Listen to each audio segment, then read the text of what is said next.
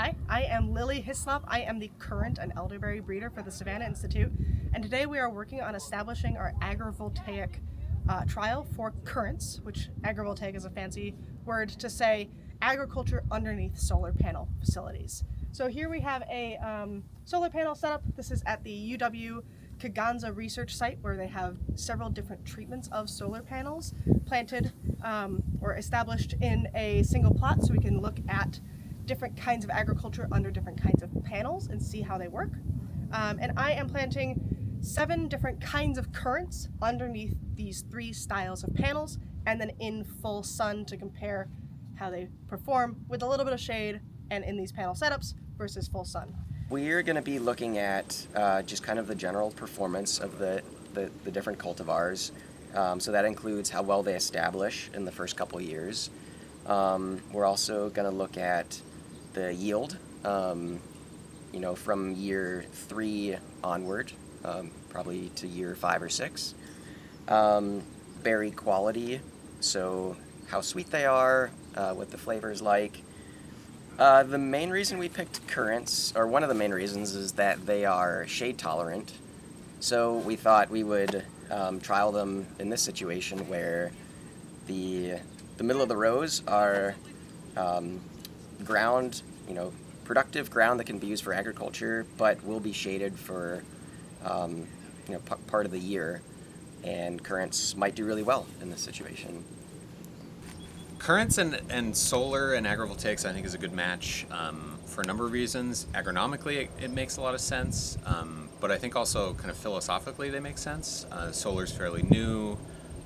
Currants are fairly new. They're also old, but like the rejuvenation and like the reintroduction of currants into our culture, I think, kind of make a good match with solar. Is that they're both kind of new frontier things.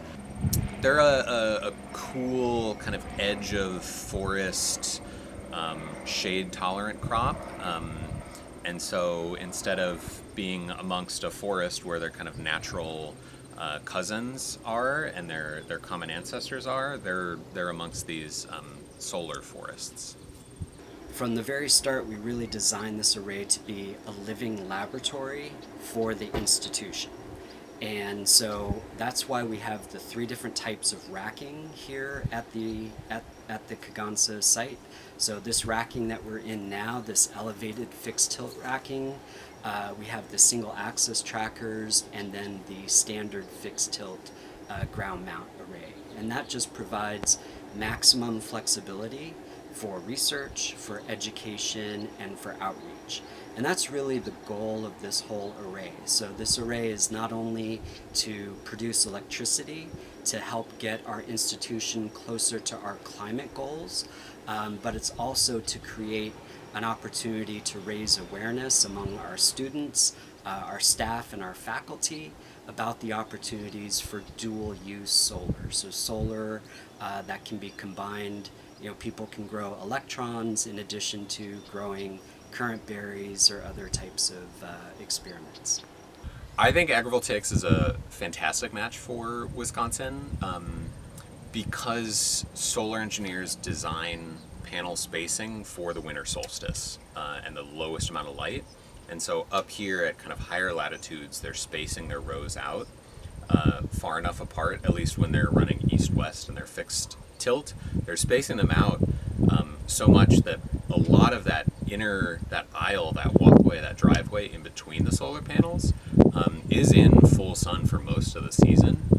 Agrivoltaics is a really interesting new field. There in the upper Midwest, there hasn't been a lot of research, and whatever research there is very new.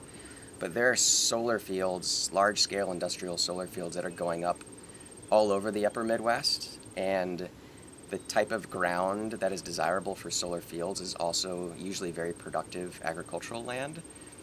So if we can figure out a way to combine the two and keep this land productive while also generating electricity, that would be a huge win for growers potentially, for utility companies, and just our agricultural economy and economy in general in the upper Midwest.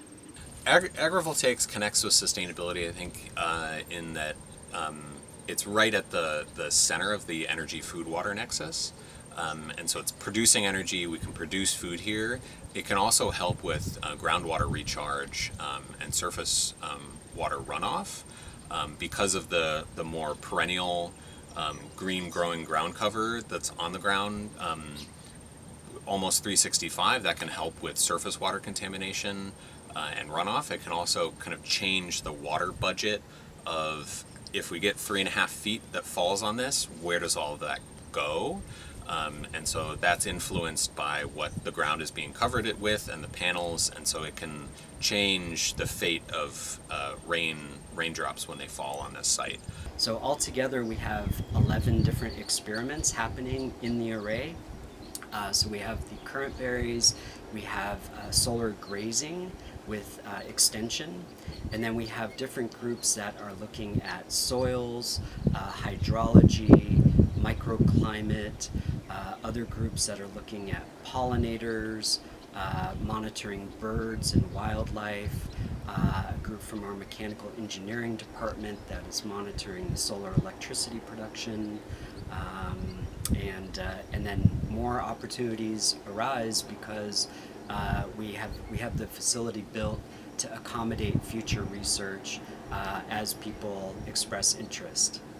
As a teaching faculty member, I'm most excited about bringing students out here and having them engage with the research projects in terms of a case study, getting them engaged with undergraduate and graduate research out here, and having field trips. The best part of school growing up was field trips. We're continuing that in the undergraduate and graduate classroom, and this is such a great place to bring a lot of people because if they're interested in engineering and solar and energy production, if they're interested in plant production, if they're interested in studying humans and why we adopt these things or why we choose not to adopt these things, there's something for everybody to be kind of interested here.